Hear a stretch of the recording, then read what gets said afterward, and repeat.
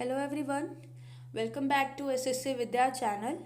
आज हम लोग इस वीडियो में भारत की सबसे ओल्डेस्ट रेंज अरावली रेंज के बारे में सारा कुछ जानने जा रहे हैं कि इसका क्या है। और ये अभी बहुत लेटेस्ट हॉटेस्ट टॉपिक भी चल रहा है जो हम लोग को जानना बहुत ज़रूरी भी है, क्योंकि ये हम ही लोग के लिए ही फ़ायदेमंद होगा। और इसके जो भी बैकग्राउंड्स है, क्या क्या इसके कंक्लूजन्स होंगे, क्या क्या के कारण ये सब हो रहा है, वो सब हम लोग इस वीडियो में कवर करेंगे। और अरावली रेंज के बारे में भी पढ़ेंगे कि अरावली रेंज का पास्ट क्या था, क्या है, वो क्या क्या चीज़ में हेल्पफुल होता है। तो स्टार्ट करते हैं हम लोग वीडियो। तो पहले बेसिक इन्फॉर्मेशन देख लेते हैं, जियोग्राफिक डिटेल्स देख लेते हैं अरावली का। तो इस अरावली रेंज को एक निकनेम भी है, उसका क्या है, spine of northern west India. Aravali को क्या कहा जाता है, spine of north west India. इसका लेंथ क्या है, तो 670 टू 800 किलोमीटर अप्रॉक्स है। और ये है कहाँ, लोकेशन क्या है इसका, तो ये गुजरात से लेके राजस्थान एंड हरियाणा टू दिल्ली, इतने सारे स्टेट्स को ये टच करता है। उसके बाद देखते हैं अरावली रेंज का हाईएस्ट पीक क्या है, तो गुरु शिखर है ऑन माउंट आबू। कितना मीटर है, तो इतना मीटर हाई है और इतना मीटर इसका फीट है। और ये वर्ल्ड का सबसे ओल्डेस्ट फोल्ड माउंटेन है। कितने बिलियन ईयर अगो, तो 2 से 2.5 बिलियन ईयर ओल्ड है ये कौन, अरावली रेंज। उसके बाद हम लोग इन्वायरमेंटल फंक्शन देखते हैं इसका। अरावली रेंज का क्या क्या इन्वायरमेंटल फंक्शन है, तो ये जो माउंटेन रेंज है ये बहुत ही यूज़फुल है हमारे जनरेशन के लिए और हमारे अपकमिंग जनरेशन के लिए। अगर ये हट गया हमारे इंडिया से तो बहुत ही लॉस होगा, हमारे बहुत सारे स्टेट्स में बहुत सारे लोगों को बहुत प्रॉब्लम होगा। तो ये जो अरावली माउंटेन है क्या क्या चीज़ हेल्प करता है, तो पहले तो एक डेजर्ट बैरियर है ये, जो ईस्टवर्ड साइड से जो थार डेजर्ट है उसको प्रिवेंट करता है expansion into Indo Gangetic plain तक। उसके बाद ये किस चीज़ में हेल्पफुल है, तो वाटर मैनेजमेंट में भी बहुत हेल्पफुल है। ये fractured rock act as a sponge for ground water recharge, इसमें इसको हेल्पफुल है। और क्या क्या है, तो क्लाइमेट रेगुलेशन में भी इसका बहुत ही महत्वपूर्ण हाथ है अरावली का। क्या है, तो ये मानसून विंड को गाइड करता है और प्रोटेक्ट फ्रॉम कोल्ड विंड। तो इतने सारे, ये तो बहुत कम ही फीचर्स हैं, ऐसे तो ये बहुत सारे फीचर्स हैं जो अभी हम लोग गिन भी नहीं सकते कितने सारे फीचर्स, क्योंकि ये वर्ल्ड का ओल्डेस्ट माउंटेन है। तो ये ऐसे ही वर्ल्ड का ओल्डेस्ट माउंटेन नहीं है। उसके बाद हम लोग वाटर सप्लाई देखते हैं, ये कितने कितने स्टेट्स को वाटर सप्लाई करता है। तो supplies water from major cities, कौन कौन, दिल्ली, गुरुग्राम और जयपुर तक ये वाटर सप्लाई करता है। उसके बाद इसका सोर्स क्या क्या है वाटर का, तो Luni, Sabarmati and Banas lake originate and feed ये इतने सारे रिवर्स से इसका रिवर सोर्स है ये इसका अरावली का। उसके बाद हम लोग फॉर्मेशन हिस्ट्री देखते हैं अरावली हिल का। तो ये ओल्डेस्ट फोल्ड माउंटेन है वर्ल्ड का, ये सबसे पुराना फोल्ड माउंटेन है। इसका ओरिजिनल हाइट कितना है, तो once as tall as Himalaya. और ये बताए हिमालय जितना टॉल था, पर ये इरोड हो गया, धीरे धीरे इसको इरोड होके रेसिडुअल हिल में कन्वर्ट हो चुका है। नहीं तो एक टाइम ऐसा था कि अरावली का कितना हिल टॉल था, हिमालय जितना टॉल था। उसके बाद इसका ओरिजिन कैसे हुआ, टेक्टोनिकल ओरिजिन, तो ये कैसे क्रिएट हुआ था, तो create bye collision of ancient landmass. तो ये एंशियंट लैंडमास का कोलिजन से हुआ था, अरावली फॉर्म हुआ था। उसके बाद इसका टोपोग्राफिकल फीचर्स देखते हैं। तो और एक और चीज़ मैं आपको बता देती हूँ कि जैसे अभी के लिए तो ये तो बहुत ही इंपॉर्टेंट टॉपिक भी है और ये होना भी चाहिए सभी लोग के लिए, हम लोग के लिए, पर ये एग्ज़ाम पर्सपेक्टिव से भी ये बहुत इंपॉर्टेंट है, क्योंकि ये अभी करंट बेसिस पे भी क्वेश्चंस चल रहे हैं।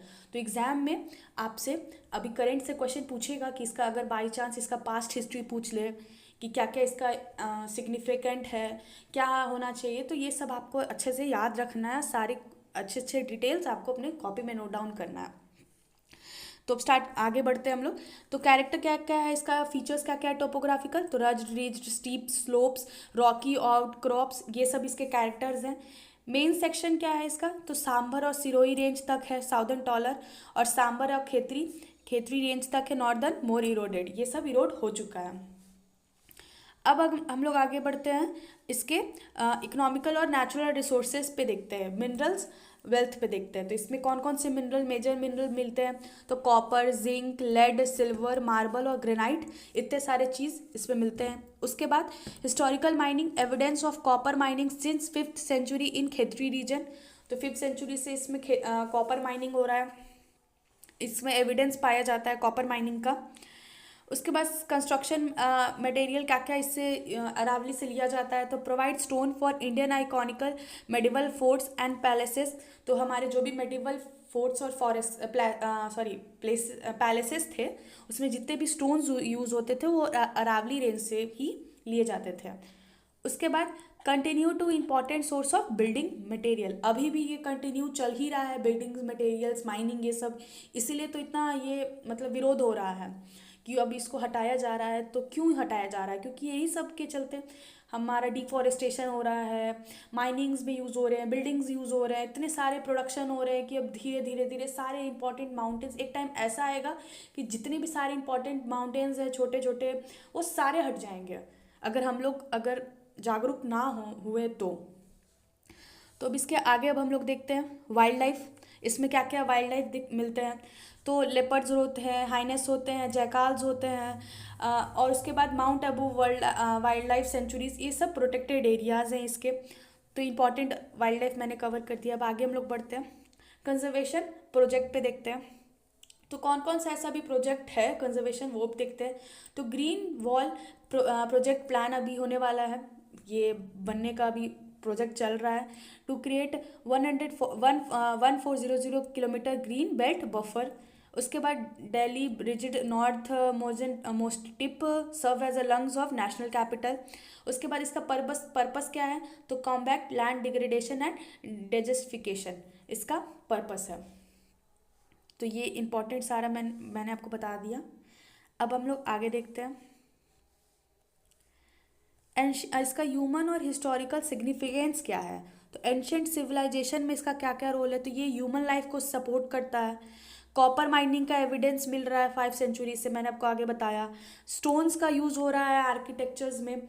तो ये रेंज बहुत ही सिग्निफिकेंट है हर एक मामले में, वाइल्ड लाइफ के मामले में, सारे मतलब फीचर्स के मामले में, सारे चीज़ के मामले में ये बहुत ही इंपॉर्टेंट रेंज है। उसके बाद आगे क्या है, मॉडर्न इंपॉर्टेंस क्या क्या है। ये तो एंशिएंट सिविलाइजेशन मैंने आपको बताया। अब मॉडर्न इंपॉर्टेंस क्या क्या है, तो एक तो पहली बात ये वाटर सप्लाई का आगे मैंने बताया था, जयपुर गुरुग्राम और कहाँ कहाँ ये सब जगह वाटर सप्लाई होता है। उसके बाद ये एरिगेशन के पर्पस से भी बहुत ही एसेंशियल है। कल्चरल हेरिटेज के मामले में भी बहुत एसेंशियल है, cultural heritage, historical heritage sites के मामले में। उसके बाद अभी इन्वायरमेंटल चैलेंजेस क्या हो रहे हैं, करंट इशू क्या है, तो soil erosion due to mining activity. अब धीरे धीरे, क्योंकि आपको बताया मैंने कि इसका हाइट एक टाइम हिमालय तक था, धीरे धीरे ये इरोड हो गया। तो ये लगातार सॉइल इरोजन हो रहा है माइनिंग के कारण, इससे एक करंट इशू है।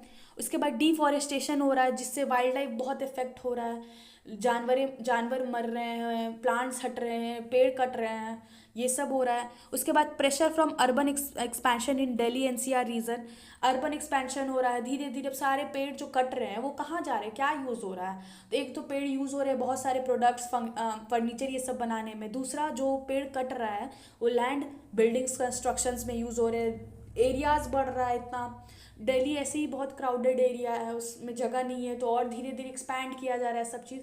यही सब चीज़ है जिससे हमारे फॉरेस्ट अब डेंजर्स में है, रेंज हमारे हिल्स डेंजर्स में है।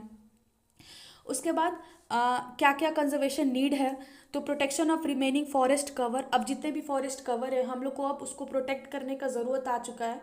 अब अरावली को जो अब हटाने का प्लान हो रहा है सुप्रीम कोर्ट के द्वारा, वो सबको अब हम लोग को बचा कर रखना है कि आगे हम लोग को क्योंकि ये दिक्कत हम ही लोग को होगा। उसके बाद क्या है, सस्टेनेबल माइनिंग प्रैक्टिसेस, जो भी माइनिंग प्रैक्टिसेस हो रहे हैं अब उसको कम करने के लिए, क्योंकि एक तरह से वो भी बहुत ज़रूरत है हमारे लाइफ में, पर इतना भी ज़रूरत नहीं है कि सारे अब पेड़ और फॉरेस्ट और हिल्स और माउंटेन्स कटने लगे उससे। और क्या है, उसके बाद क्या है, तो जो भी डिग्रेड एरियाज़ हो रहे हैं उसको अब रिस्टोर करने का ज़रूरत है।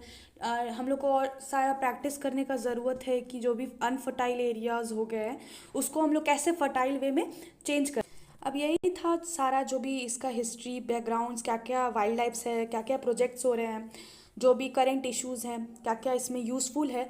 तो ये जो अरावली रेंज है बहुत ही यूज़फुल है, ना कि ये अरावली रेंज, बहुत जो भी हमारे इंडिया में रेंजेस हैं और हिल्स है, माउंटेन्स है, उसको अब रिस्टोर करने का बहुत ज़्यादा ज़रूरत है, क्योंकि धीरे धीरे अगर वो सब हट जाएगा तो हमारे ही इशू होगा। जैसे अब दिल्ली में कितना ज़्यादा पॉल्यूशन हो गया है, तो ये सभी चीज़ है जो हम लोग को ये सब चीज़ से प्रोटेक्ट करता है।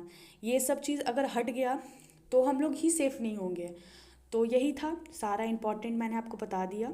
आगे जो भी इम्पोर्टेंट और भी चीज़ होंगी जो हमारे करंट बेसिस एग्ज़ाम पर्सपेक्टिव से भी इम्पॉर्टेंट होगी और हमारे जनरल पर्सपेक्टिव से भी जो डिस्कस करने के लिए ज़रूरत होगा, मैं आपको डिस्कस करूँगी। कुछ भी प्रॉब्लम हो कमेंट करना आप। वीडियो अच्छा लग रहा हो तो प्लीज़ लाइक करना, चैनल सब्सक्राइब करना। मिलता है नेक्स्ट टॉपिक पे। Thank you.